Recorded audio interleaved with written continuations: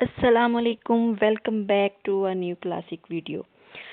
Dear students, आज हम पढ़ेंगे types of motion, article 2.2, chapter number 2, physics ninth. Physics ninth unit 2 है आपके पास, काइनेमैटिक्स, और इसका आर्टिकल नंबर 2 हमने पढ़ना है 2.2 सॉरी, जो कि हमारे पास है टाइप्स ऑफ मोशन। ये हमारे पास नाम है आर्टिकल का, टाइप्स ऑफ मोशन। अच्छा, इसको हम स्टडी करते हैं। Everything in the universe is moving, every object have different motion. यानी यूनिवर्स के अंदर हर चीज़ मूव कर रही है और हर जो ऑब्जेक्ट है उसकी अलग तरह की मोशन है। Some objects move along a straight line, some move in a curved path, etcetera etcetera. अच्छा, हमने ये पहले डिस्कस करते हैं इस चीज़ को। टाइप्स ऑफ मोशन हमने पढ़ना है, यानी मोशन कितने टाइप्स की होती हैं। इससे पहले आपने 2.1 आर्टिकल पढ़ लिया हुआ है। अगर वो आपने नहीं पढ़ा तो उसका मैं लिंक दे दूँगी डिस्क्रिप्शन में, आप वहाँ से जाके पढ़ लें। बड़ा इजी और आसान वे में। एक तो ये आपको नोट्स प्रोवाइड कर रही हूँ मैं, यहाँ से आप देख के ये पॉइंट नोट डाउन कर लें। इसको आप अगर याद कर लें या इनको अगर आप देख लें तो फिर बुक पढ़ने की मेरे ख्याल से आपको ज़रूरत नहीं है। जितनी भी इंपॉर्टेंट बातें थी वो मैंने यहाँ पर राइट डाउन कर दी हैं। तो अच्छा, आपने क्या करना है, सबसे पहले हमने ये देख लेते हैं कि टाइप्स ऑफ मोशन, यानी मोशन की टाइप्स जो हैं वो कितनी तरह की होती हैं, आज हमने डिस्कस करना है। सबसे पहले अगर हम अपने इर्द गिर्द नज़र दौड़ाएं, अपने सराउंडिंग में देखें, तो हमारे पास हमें ऑलमोस्ट हर चीज़ जो है वो मूव करती हुई नज़र आती है, यानी वो हरकत में है। तो वो लेकिन ऐसा होता है कि हर एक जो चीज़ है उसकी हरकत मुख्तलिफ होती है। मतलब मुख्तलिफ तरह से, मुख्तलिफ तरीक़ों से, मुख्तलिफ रास्ते पे वो हरकत करते हैं। सो हमारे पास जो होती है वो कुछ जो है हमारे पास जो चीज़ें हैं वो सीधी लाइन में हरकत करती हैं, स्ट्रेट लाइन में, कुछ कर्व पाथ में मूव करती हैं, और कुछ जो है वो मतलब उनकी कोई हरकत की खास जो है ना पता नहीं चलता, कभी इधर कभी उधर, कभी इस तरह से उनका पहचान नहीं की जा सकती कि सीधी लाइन में है या कर्व पाथ में। तो कुछ इस तरह की भी हरकत होती हैं। तो इस तरह से हमारे पास क्या है, इन टाइप्स को, जो हरकत की ये टाइप्स है ना, इनको हमने क्या करना है, डिस्कस करना है। अच्छा, सबसे पहले हमारे पास जो टाइप आ जाती है मोशन की, जो टाइप है मोशन की, एक्चुअली बेसिक 3 टाइप्स हैं। एक है हमारे पास ट्रांसलेटरी मोशन, ठीक है, ये आपके पास फर्स्ट टाइप है ट्रांसलेटरी मोशन। सेकंड टाइप है आपके पास rotatory motion, and third type है आपके पास वाइब्रेटरी मोशन। अच्छा, अब जो ट्रांसलेटरी मोशन है इसकी आगे फर्दर 3 टाइप्स हैं। ट्रांसलेटरी मोशन की 3 टाइप्स कौन कौन सी हैं? लीनियर मोशन है, रैंडम मोशन है, एंड सर्कुलर मोशन है। ये ट्रांसलेटरी मोशन की 3 टाइप्स हैं। उसके बाद रोटेटरी मोशन की कोई टाइप नहीं है। वाइब्रेटरी मोशन की फिर आगे से टाइप है to and fro motion. Vibratory motion कौन सी होती है? To and fro motion. सबसे पहले क्या करते हैं, हम ट्रांसलेटरी मोशन को डिस्कस करते हैं। उसके बाद हमने क्या करना है, लीनियर और रैंडम और सर्कुलर, यानी जो ट्रांसलेटरी की 3 टाइप्स हैं, फिर हमने क्या करना है उसके बाद उनको डिस्कस कर लेना है। सबसे पहले हम देखते हैं कि हमारे पास ट्रांसलेटरी मोशन क्या होता है। इसकी डेफिनेशन देख लेते हैं। इसके अंदर जो चैप्टर हम जो भी पढ़ेंगे या जो भी आर्टिकल पढ़ेंगे उसके अंदर जो लॉन्ग क्वेश्चन बनता होगा ना, वो मैं आपको स्टार्ट में बता दूंगी कि ये जो टॉपिक है ये लॉन्ग क्वेश्चन के हिसाब से बड़ा इंपॉर्टेंट है। यानी अगर आप पेपर पॉइंट ऑफ व्यू से देखें तो ये हमारे पास जो लॉन्ग क्वेश्चन है उसके हिसाब से बड़ा ही इंपॉर्टेंट है, तो वो आपने एज अ लॉन्ग क्वेश्चन करना है। और जो शॉर्ट के तौर पर होगा वो भी मैं आपको बता दूंगी कि आपने शॉर्ट के लिए करना है, ये लॉन्ग क्वेश्चन पेपर में नहीं आएगा। जैसे कि ये हमारे पास टाइप्स ऑफ मोशन है, ये शॉर्ट क्वेश्चन में आएगा। यानी इसकी जो टाइप्स अपनी बतानी है ना, किसी टाइप, यानी हर टाइप की आपको डेफिनेशन आनी चाहिए और साथ में एग्जाम्पल, 2 एग्जाम्पल मस्ट आनी चाहिए हर टाइप की, जितनी भी टाइप्स ऑफ मोशन। जैसे ये ट्रांसलेटरी मोशन है ना, आगे से फिर इसकी 3 टाइप्स हैं, इनकी भी हर एक टाइप की, फिर रोटेटरी मोशन है, फिर वाइब्रेटरी मोशन है, हर एक टाइप की आपको डेफिनेशन और साथ में 2 एग्जाम्पल मस्ट आनी चाहिए। यानी मैंने यहाँ पे दो या 3 या इससे भी ज़्यादा एग्जाम्पल्स मेंशन किए और सारी की सारी आपकी बुक में से हैं।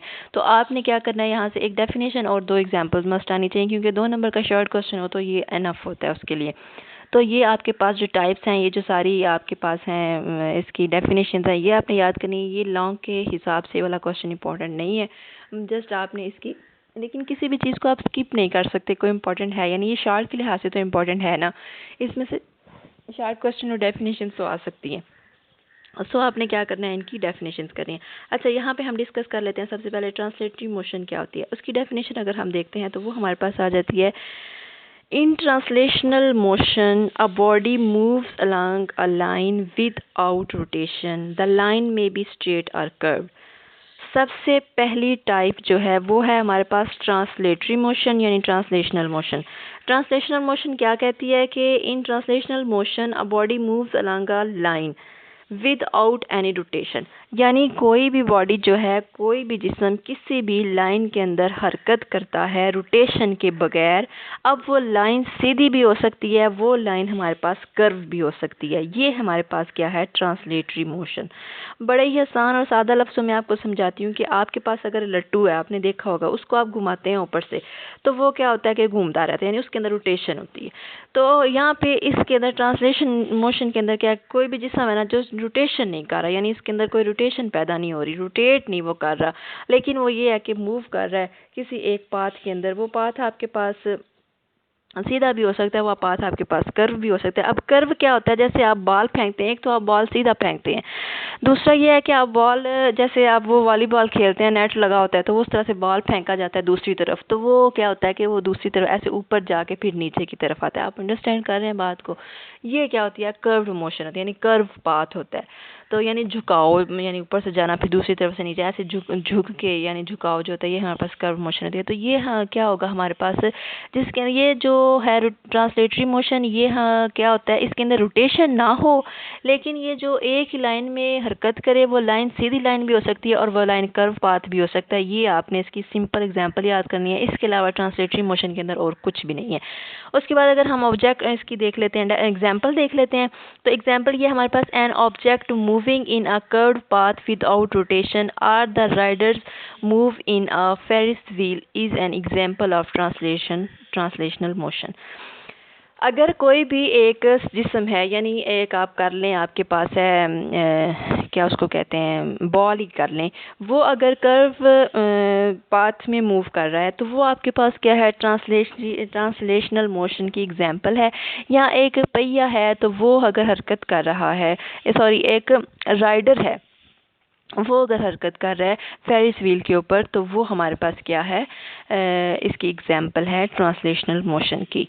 तो ये हमारे पास ये है कि रोटेशन ना हो, बस उसके अंदर रोटेट ना करे, लेकिन ये है कि एक लाइन में हरकत करे, वो लाइन चाहे सीधी हो चाहे कर्व पाथ हो। ये हमारे पास आ जाता है ट्रांसलेशनल मोशन। अब आगे फर्दर हमने देखना है ट्रांसलेशनल मोशन की types of translational motion. Translation motion की आपकी बुक में 9th क्लास की बुक चैप्टर 2 के अंदर तीन इसकी टाइप्स दी हुई हैं। There are 3 types of translatory motion. First one इसकी टाइप है लीनियर मोशन, सेकंड है सर्कुलर मोशन और थर्ड आपके पास आ जाती है random motion. First linear motion, circular motion, random motion. तो हम फर्स्टली किसको डिस्कस कर लेते हैं, लीनियर मोशन को।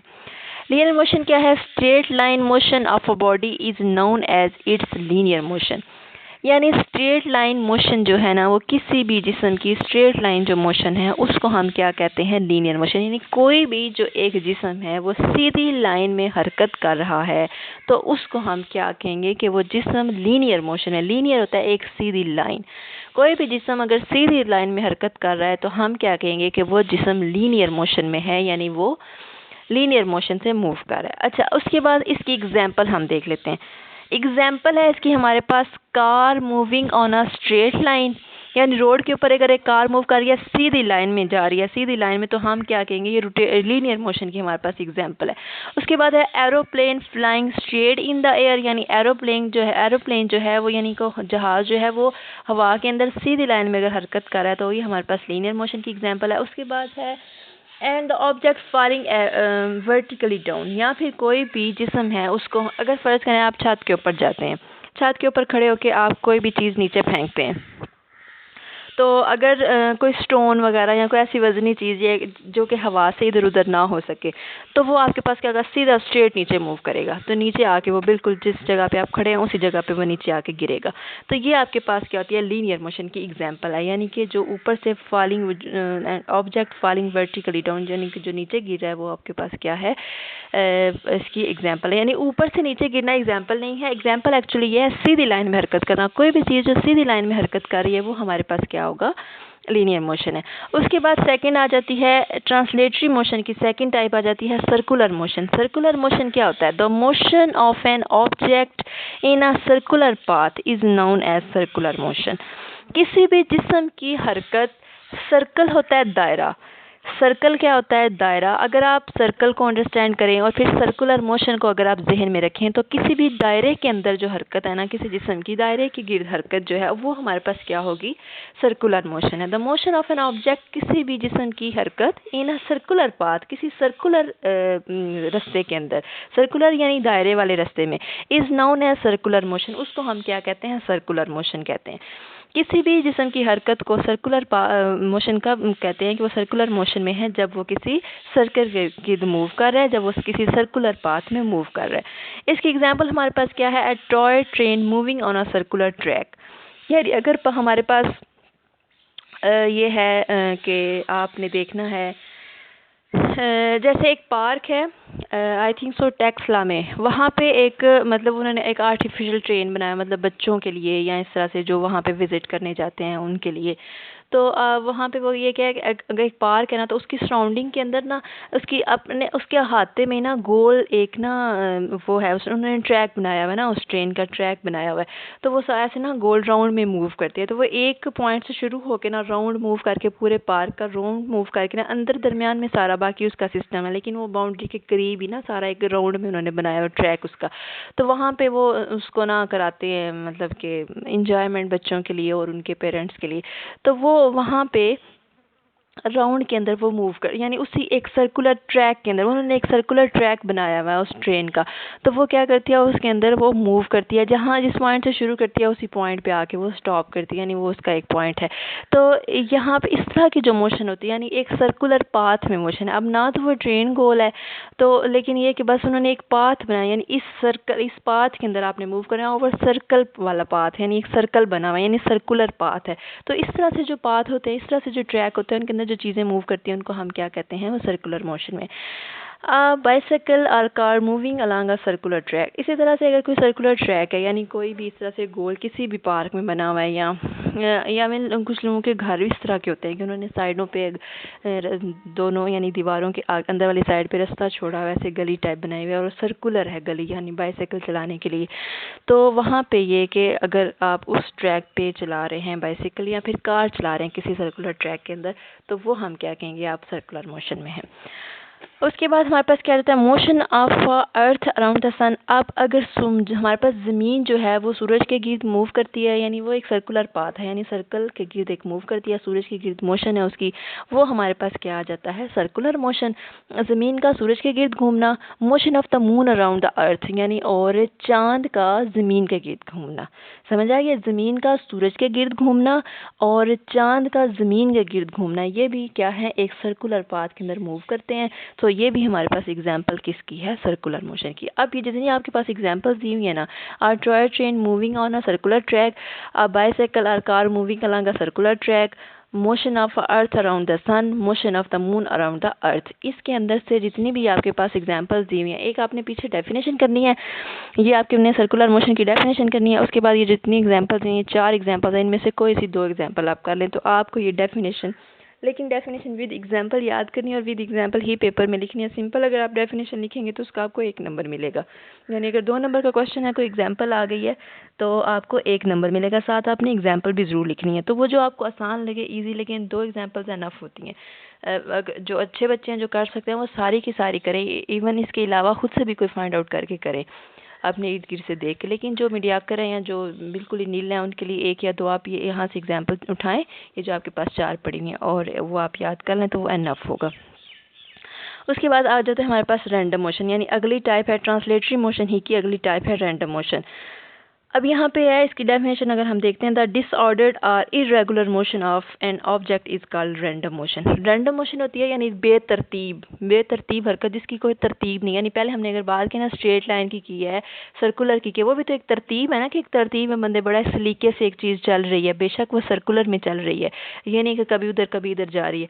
इस तरह से यहाँ कर्व पाथ में किया, यानी एक पाथ की हमने बात की। लेकिन रैंडम मोशन ये जिसका कोई पाथ नहीं है, जिसका कोई हमने अंदाज़ा नहीं लगा सकते ये कौन सी मोशन है, कभी इधर कभी उधर, कभी इस तरफ कभी उस तरफ, इस तरह से ये जो मोशन होती है इसको हम कहते हैं, इस तरह की मोशन को हम कहते हैं रैंडम मोशन। द डिसऑर्डर्ड यानी ऑर्डर नहीं होता कोई, यानी तरतीब नहीं जिसकी कोई होती। Irregular motion of an object is called random motion, उसको हम क्या कहते हैं? Random motion. अब इसकी एग्जांपल हमारे पास क्या है? Motion of insects and birds, motion of dust particles, dust and smoke particles, और motion of gas and liquid molecules. अच्छा, इस तरह से एग्जांपल आप देख लें। पहले ही आपके पास है motion of insects and birds. जो भी हमारे पास परिंदे वगैरह होते हैं या चरिंद परिंद जो भी हैं, या हमारे पास जो कीड़े मकोड़े हैं, उनकी सारी की सारी जो मोशन है वो उनको नहीं पता कि हमने सीधी लाइन में हरकत करना है या हमने कब पाथ में मूव करना है, यानी उनकी रैंडम मोशन होती है। कभी वो इस तरफ जा रहे हैं, कभी इस तरफ जा रहे हैं। परिंदे भी आप देखें कभी उधर जा रहे हैं, कभी इधर जा रहे हैं। या अगर आप नीचे कीड़े मकोड़े फर्श पे देखें, अपने ज़मीन पे देखें, या फिर आप ये मुर्गियाँ वगैरह इस तरह की जो चीज़ें यानी जानवर हैं, ये इनकी कोई मोशन, इनकी बेतरतीब सी मोशन होती है। तो इस तरह की जो मोशन होती है उसको हम क्या कहते हैं? Random motion. अच्छा, उसके बाद ये हमारे पास आ जाती है डस्ट पार्टिकल्स, यानी जब हमारे पास हवा चलती है बहुत सारी तेज़ और फिर उसके अंदर डस्ट पार्टिकल्स होते हैं। तो वो जो डस्ट पार्टिकल्स हैं, अगर हवा ना भी चले तो डस्ट पार्टिकल्स तो हमेशा रहते हैं हवा में। तो वो डस्ट पार्टिकल्स जो हैं वो मैंने हवा तेज़ चलने की बात इसलिए की है कि जो हमारे पास अभी नॉर्मली डस्ट पार्टिकल्स हैं वो हमें नज़र नहीं आ रहे, लेकिन जब हमारे पास हवा चलती है और तेज़ मतलब वो डस्ट पार्टिकल्स होते हैं तो वो हम बेतरतीब हरकत करते हैं। कोई उनकी हम उसका हरकत का अंदाज़ा नहीं लगा सकते, उनका तयन नहीं कर सकते कि इनकी हरकत कौन सी है, किस लाइन में है, किस तरफ जा रही है। वो बेतरतीब से हरकत होती है, जिस तरफ की हवा होगी उसी तरफ की उनकी हरकत उस तरह की हो जाएगी। तो इस तरह की जो मोशन होती है वो हमारे पास, या फिर स्मोक अब धुआं होता है, उसके पार्टिकल्स की भी हरकत बेतरतीब होती है। कोई उसकी तरतीब नहीं होती, बिल्कुल सीधी लाइन में हरकत नहीं करता, बेतरतीब होता है वो धुआं। Motion of gas or liquid molecules, gas और लिक्विड के जो मॉलिक्यूल्स होते हैं उनकी भी हरकत क्या होती है? बेतरतीब होती है। जो भी हरकत बेतरतीब होती है, जिसका कोई पाथ नहीं होता, जिसकी कोई तरतीब नहीं होती, उसको हम क्या कहते हैं? हमारे पास रैंडम मोशन है। और ये भी आपके पास कितनी एग्जांपल्स दी हुई हैं? कुछ दो ये एग्जांपल हैं, उसके बाद एक ये एग्जांपल है, और पीछे आपके पास इसकी डेफिनेशन दी हुई है रैंडम मोशन की। तो यहाँ से आप डेफिनेशन करें और इनमें से एक दो एग्जांपल आप कर लें, तो ये आपकी क्या हो जाएगी? रैंडम मोशन की डेफिनेशन हो जाएगी। उसके बाद आपके पास आ जाता है रोटेटरी मोशन। रोटेटरी मोशन भी ट्रांसलेटरी मोशन की ही एक ट्रांसलेशनल, हाँ जी, ट्रांसलेशनल मोशन की भी एक ही ट्रांसलेशन मोशन की टाइप नहीं है ये। ट्रांसलेशनल मोशन की टाइप से ये लीनियर मोशन है, सर्कुलर मोशन है और रैंडम मोशन है। ये ट्रांसलेशनल मोशन की टाइप्स हैं। अब हमारे पास आ जाती है दूसरी टाइप, यानी टाइप्स ऑफ मोशन। जो मेन टाइप्स थी हमारे पास तीन, उनमें से दूसरी टाइप है वो है रोटेटरी मोशन। पहले थी ट्रांसलेटरी मोशन, दूसरी है रोटेटरी मोशन। अच्छा, रोटेटरी मोशन को हम पढ़ते हैं तो ये डेफिनेशन लिखी हुई है, the spinning motion of a body about its axis is called its rotatory motion. The spinning motion of a body about its axis is called its rotatory motion. किसी भी बॉडी की जो स्पिनिंग है इसकी axis के गिर्द। अब इस बात को अंडरस्टैंड करना बड़ा ज़रूरी है। एक्सिस क्या होता है? एक ऐसा फिक्स पॉइंट है जिसके गिर्द कोई जिस्म हरकत कर रहा है। मसलन जैसे अगर आप एक लट्टू को देख लें, उसको आप घुमाते हैं तो उसका जो एक नीचे वाला एक पॉइंट है जिसके गिर्द वो हरकत करता है, उसी के वो उसका एक मरकज़ है, उसका एक एक्सिस है, उसके गिर्द ही वो गोल गोल घूमता है। तो ये क्या है? उसका एक एक्सिस है। इस तरह की जो हरकत होती है ना, ये स्पिन करना है, यानी इस तरह से किसी एक पॉइंट का उसका जो एक्सिस है, उसका जो मरकज़ है एक, उसके गिर्द दूसरे जो हरकत करनी है उसको हम कहते हैं rotatory motion.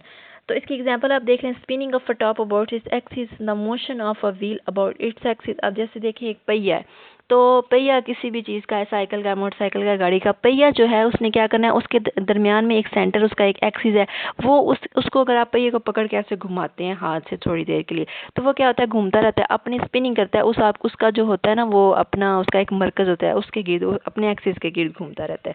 Motion of a steering wheel, steering होता है गाड़ी का, जो स्टीयरिंग होता है उसका वो जो पहिया होता है वो भी अपने एक्सिस के गिर्द घूमता है। The motion of earth about its geographic axis, यानी कोई भी अगर ऑब्जेक्ट है वो अपने एक्सिस के गिर्द घूम रहा है, यानी एक फिक्स पॉइंट है उसके गिर्द अगर वो मूव कर रहा है तो वो उसका क्या है? Rotatory motion. उसको हम क्या कहेंगे? Rotatory motion. ये हमारे पास होगी दूसरी एग्जाम्पल, यानी टाइप्स ऑफ मोशन, दूसरी टाइप ऑफ मोशन है। यहाँ पे आप रोटेटरी मोशन की डेफिनेशन दी हुई है, और यहाँ से आप इसकी डेफिनेशन को करें और साथ में आप ये एग्जांपल्स आपके पास दी हुई हैं। Spinning of the top about its axis है, the motion of a wheel about its axis है, motion of a steering wheel है, the motion of earth about its geographic axis. यहाँ से आप चार में से कोई सी दो आपको जो ईजी लगती है वो आप यहाँ से एग्जाम्पल्स उठाएँ, रोटेटरी मोशन की डेफिनेशन उठाएँ, और ये आपके पास क्या हो जाएगा कि शार्ट क्वेश्चन आ जाता है कि डिफाइन रोटेटरी मोशन, तो आप ये वाली डेफिनेशन लिखेंगे, साथ में आप ये दो इसकी लिख देंगे जो है एग्जांपल्स, तो ये आपके पास सवाल हो जाएगा। उसके बाद आ जाता है हमारे पास वाइब्रेटरी मोशन। वाइब्रेटरी मोशन क्या है? ये हमारे पास तीसरी टाइप है, मोशन की तीसरी टाइप वाइब्रेटरी मोशन को कहते हैं। इसके अगर हम डेफिनेशन को देख लें तो डेफिनेशन यहाँ पे लिखी हुई है। इसकी अगर हम डेफिनेशन को देखते हैं,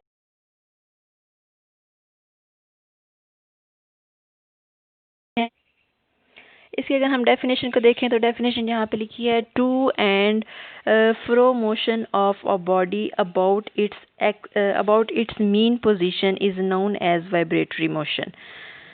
ओके, अच्छा, मीन पोजीशन का क्या मतलब है?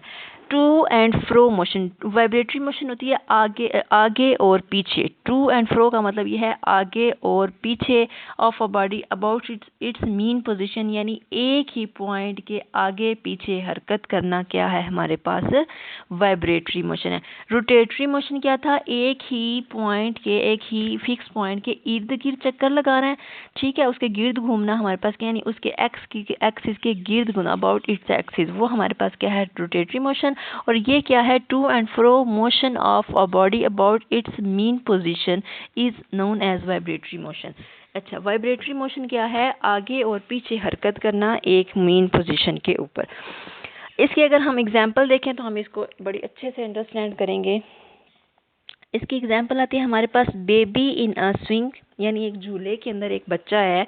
तो अगर वो झूले के ऊपर बैठा हुआ है तो आप उसको अगर झूला देते हैं जहाँ से आपने शुरू की है, यानी जहाँ से वो अपनी रेस्ट पोजीशन में था और जहाँ से आपने झूला देना शुरू किया, उधर से अगर आप झूला देते हैं तो वो पहले आगे जाएगा, फिर वो उतना जितना आगे जाएगा उतना ही वो पीछे आएगा। बिल्कुल ऐसा ही है, यानी वो उसकी जो मेन पोजीशन है ना, जहाँ से उसने शुरू किया, जहाँ वो बैठा हुआ था सुकून के साथ उस झूले के ऊपर, उसके वो इर्द गिर्द आगे पीछे हरकत करेगा। आप झूला दे उसको, आप बात अंडरस्टैंड कर रहे हैं कि अगर आप बच्चे को झूला देंगे तो वो उतना आगे, जितना आगे जाएगा उतना ही वो पीछे जाएगा, यानी वो उस एक मीन पोजीशन के आगे पीछे वो हरकत करेगा। ये हमारे पास होती है वाइब्रेटरी मोशन। उसके बाद है मोशन ऑफ अ पेंडुलम। अब मोशन ऑफ अ पेंडुलम क्या होती है कि एक, जैसे आपके पास कुछ लोगों के घर में घड़ी लगी होती है, जिस घड़ी के नीचे एक पेंडुलम होता है, यानी एक वो तार सी लटक रही होती है और वो आगे पीछे हरकत करती है, राइट लेफ्ट ऐसे ऐसे मूव करती रहती है।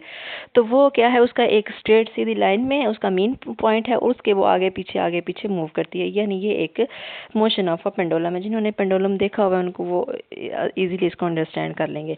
उसके बाद है मोशन ऑफ अ सीसा। अब सीसा झूला देखा हुआ है आपने, जहाँ जिसके ऊपर एक तरफ एक बच्चा बैठता है, दूसरी तरफ दूसरा बच्चा बैठता है। एक तरफ से अगर बच्चा ऊपर हो जाता है तो दूसरा बच्चा नीचे हो जाता है, और जो दूसरा अगर ऊपर चला जाए तो वो पहले वाला नीचे हो जाता है, यानी इस तरह से वो झूले लेते हैं कि एक ऊपर जाता है और एक नीचे आता है। तो ये जो सीसा होती है, यानी उनका एक मेन पॉइंट एक है ना, उससे वो आगे पीछे मूव करते हैं।